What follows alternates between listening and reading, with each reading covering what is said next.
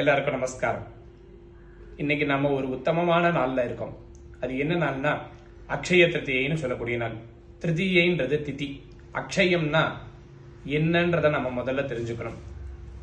அழிவில்லாதது, நம்மளுக்கு அழிவில்லை அப்படின்னாலே அந்த விஷயத்துல நம்மளுக்கு குறை இல்லைன்னு அர்த்தம். சோ அழிவில்லாதது குறைவில்லாததுன்றது இதனுடைய பொருள். அப்போ எது அழிவில்லாதது எது குறையில்லாதது அப்படின்னா, இன்னைக்கு நாள்ல நாம பண்ணக்கூடிய தானமும் தர்மமும் நாம பண்றோம் இல்லையா, அதனுடைய பலன் அழிவே இல்லாதது குறைவே இல்லாதது. இன்னைக்கு நாம செய்யக்கூடிய நற்செயல்களுக்கு கிடைக்கிற பலன் என்னைக்கு அழிவில்லை அப்படின்றதுதான் நம்மளுக்கு நிரூபணமான இந்த அக்ஷய திருதியில ஒரு விஷயம். இது எப்படி நிரூபணம் ஆகுறது அப்படின்னா, நம்மளுடைய இதிகாசத்திலையும் புராணங்கள்ல சொல்லப்பட்டிருக்கிற கதைகள் மூலியமாவும் நாம இதை தெரிஞ்சுக்கலாம். இந்த நாள் அக்ஷய திருதின்ற இந்த நாள்ல தான் மகாபாரதமானது எழுத ஆரம்பிக்கப்பட்ட நாள். இன்னைக்கு வரைக்கும் அந்த இத்திஹாசத்தை நாம எல்லாருமே பேசிட்டு இருக்கோம். அதுல உள்ள நல்ல விஷயங்களை நாம எடுத்துட்டு நிறைய பேர் நம்மளுடைய வம்சங்கள் எல்லாம் சொல்லிட்டு இருக்கோம் டிசிப்ளின. அதே மாதிரி நீங்க பாத்தீங்கன்னா குறைவில்லாதது அப்படின்னு சொல்லியிருந்தோம். என்ன குறைவில்லாதது? நம்மளுக்கு குபேரன் இருக்கார் இல்லையா, அவர் தான் செல்வத்துக்கு அதிபதி அப்படின்னு நாம சொல்றோம். அவர் செல்வத்துக்கு அதிபதியான நாள் இந்த அக்ஷய திருதியைன்ற நாள்.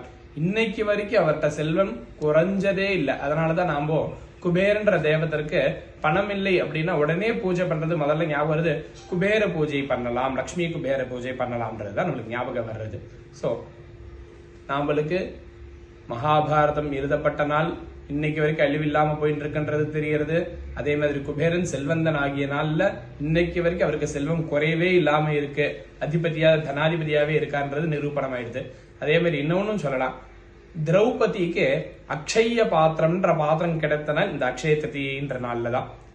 இன்னைக்கு வரைக்கும் திரௌபதி தேவி அக்ஷய பாத்திரம் கிடைச்சதுல இருந்து அன்னபூர்ணின்ற பேர்ல தான் இன்னைக்கு வரைக்கும் இருந்துட்டு இருக்கா. நாம அன்னபூர்ணேஸ்வரின்னு தானம் வாங்கிட்டு இருக்கோம் அப்படின்னா அது அக்ஷய திருதியைன்ற நாள்ல அக்ஷய பாத்திரம் அவளுக்கு கிடைச்சதுதான்.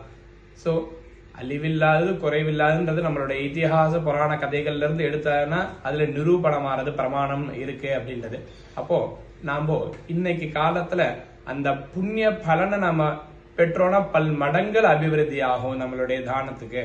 அது குறைவில்லாம அழிவில்லாம இருக்கும்ன்றதுதான் விஷயம். அப்போ நாம இன்னைக்கு என்ன பண்ணலாம் நற்காரியங்கள்னா, நாம இன்னைக்கு அக்ஷய திருதியைனா எல்லாரும் தங்கம் வாங்குறோம் இல்லையா, நம்பி அது பெருகும்னு. அதே மாதிரி நாம தானம் கொடுத்தால் அது இன்னும் பெருகின்றே இருக்கும்.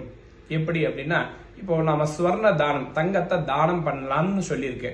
ஆனா இன்னைக்கு நாம காலகட்டத்துல கொஞ்சம் அது கடினமான நிலைமை, ஏன்னா விலை கொஞ்சம் உயர்வா இருக்கிறதுனால தானம் பண்றது கொஞ்சம் சிரமம்.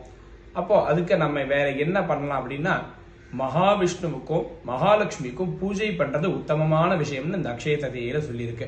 அப்போ மகாவிஷ்ணுவுக்கு நாம திருமஞ்சனம் அபிஷேகங்கள் பண்ணி, மகாலட்சுமி விக்கிரகத்துக்கு அபிஷேகங்கள் பண்ணி, அவளுக்கு ஷோடச விதமான பூஜைகள் பண்ணி, அவங்களுக்கு குங்குமத்தினால அர்ச்சனை பண்ணி, அந்த குங்கும பிரசாதத்தை நாம இட்டுண்டு அக்ஷதைக்கு நம்மளுடைய சந்ததிகளுக்கு நம்ம சேர்த்துட்டோம் அப்படின்னா அது ரொம்ப விசேஷமான புண்ணிய பலத்தை நம்மளுக்கு தர்றது. அந்த புண்ணியம் என்னைக்கும் அழியாது, நம்மளுக்கு வாழ்க்கையில தக்க சமயத்தில் அந்த புண்ணியம் கை கொடுக்கும் அப்படிங்கிறது இந்த அக்ஷய திருதியினுடைய விசேஷம். இத முறைப்படி பூஜை பண்ணணும்னா அவங்களுக்கு தெரிஞ்ச ஐயரை கூப்பிட்டு கிரமமான பூஜைகள் நம்மளுடைய வீட்டுல சக்தி இருந்தால் பண்ணலாம்.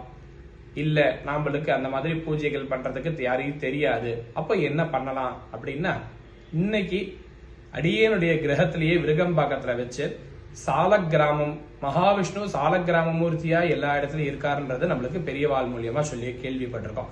அப்போ அப்பேற்பட்ட சாலக்கிராமத்துக்கு நாம திருமஞ்சன அபிஷேகத்தை பண்ணி, மகாலட்சுமி விக்கிரகத்துக்கு குங்கும அர்ச்சனை பண்ணி, ஷோடச விதமான பூஜைகள் பண்ணி, எல்லாருக்கும் இந்த குங்கும பிரசாதத்தையோ அக்ஷதையோ நாங்க அனுப்பிச்சு வைக்கிறோம்.